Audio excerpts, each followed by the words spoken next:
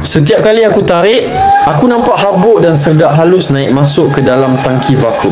Karpet yang sebelum ni rasa macam banyak habuk, tiba-tiba rasa macam clear, balik dari hama yang tak nampak depan mata kasar. Yang paling ketara, habuk-habuk kecil yang sebelum ni aku nampak bertepej, bila aku guna dust mites brush ni, sekarang terus hilang.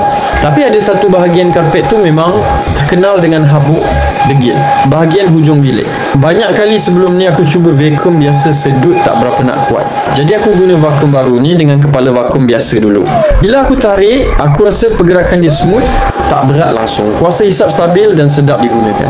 Rasa macam vacuum ni betul-betul melekat dekat karpet dan sedut semua benda yang tersembunyi.